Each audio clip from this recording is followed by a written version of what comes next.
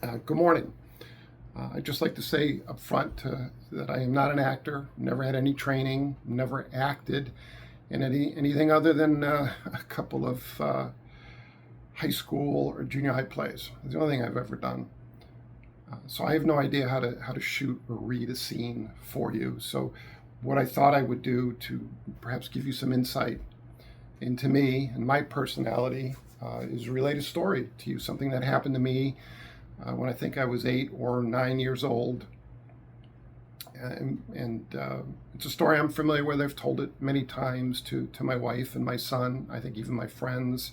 I don't really think to this day any of them believe me when I tell the story, but it's something that happened. It was something that was very formative and important to me at the time. So go back to, it was the late 60s, 68, 69, something like that. And I was at home, obviously, with my mother and father. They were both married, still married at the time, and both alive. And I had had a dream. And in that dream, my Aunt Dolores died. I remember she had died in a car accident in my dream. And the dream was very powerful to me. It was very detailed, and I still remember it to this day. So I got up in the morning and went down to breakfast, and there at the breakfast table was my father having his first cigarette of the day, menthol cools, I think he smoked, and his cup of coffee. And my mother was there, and I think she was getting a bowl of cereal together for me. And I sat down at the table, and I think they could see in my face that the impact of the dream was still on my mind. And they'd asked me what the problem was, and I told them. And I said I had this horrible dream, and in my dream, Aunt Dolores, my father's sister, had died in a terrible car accident. And they both tried to put my mind at ease and simply said, it's just a dream. Just a dream. There's nothing for you to worry about. I understand it was disturbing. I understood it disturbed me, but that it was just a dream and it was nothing to worry about. So I went upstairs, got dressed, went to school, and tried not to think too much about it, even though it did weigh on my mind. Got home from school, I think about 3:30. Was excited to watch Dark Shadows. I know that's maybe too old of a reference for some of you, but it was a show I watched back in the day.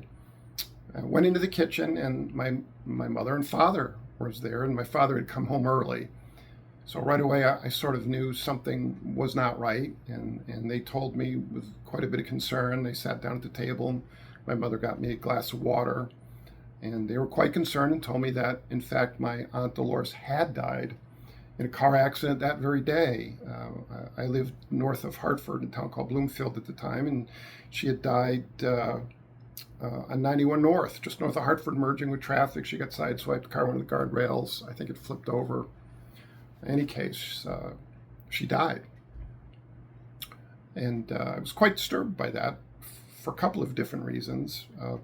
Primarily, I think that my thinking at the time was, here is this 8-year-old who was having prophetic dreams. And my dreams would tell me the future, or even worse, perhaps my dreams caused the future, and that I was responsible for my Aunt Dolores' death. And I thought quite highly of my Aunt Dolores, so that really disturbed me. Again, my father and my mother, again, tried to set my mind at ease and simply said, it was just a dream. Sometimes dreams like that happen, has no basis in reality. There's no reason for you to believe you had any guilt in her death, or that you knew it was coming. So that night I went to bed, was still weighing quite heavily on my mind, and I had a second dream. And in the second dream, it was my father who died, and he died at work. As I remember the dream, he simply dropped dead of a heart attack.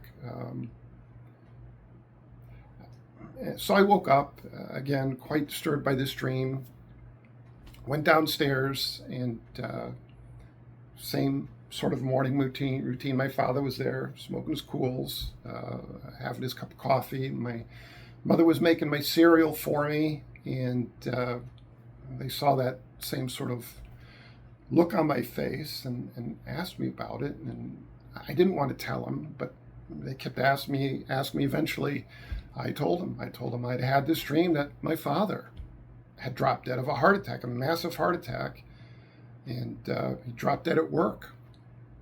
And my father's eyes got real big, and my mother was quite put aback by this because they had remembered my dream had come true about Aunt Dolores. And this time they were a little less quick to discount the dream.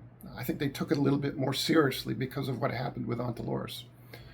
So my mother was very upset by it, and she asked my father to stay home from work that day, but he couldn't. He had some meetings at work that he had to go to, and he was quite adamant that he had to go in that day. So off to work he went. Off I went to school, and my mother, this was the 60s, at the time she was a homemaker. She did her homemaking thing, I suppose, planned dinner for us and did laundry. So it was hard for me to concentrate during the day, but I managed to get through school. Same thing. Came home, went into the kitchen, and there was my father and my mother. At one point, I was quite pleased to see that my father hadn't died at work, but still I could see in his face that the day had taken a toll on him. And I sat down, and he was home early. So he said, I had an awful day at work. He said, I couldn't concentrate on what I was doing. I was no good in any of my meetings. I couldn't follow the thoughts in my head, and I couldn't follow what my coworkers were saying. All I could think about was the dream that Jean, me, had that night before. He said, finally, about 3, I couldn't take it any longer, and I decided to come home. And I could see again he was quite anxious and quite exhausted by his day. And I told him, I said, yeah, I had an awful day too. I said, Dad, all I could think about was you dropping dead at work, and what that would be like for me to have that second dream on my conscience.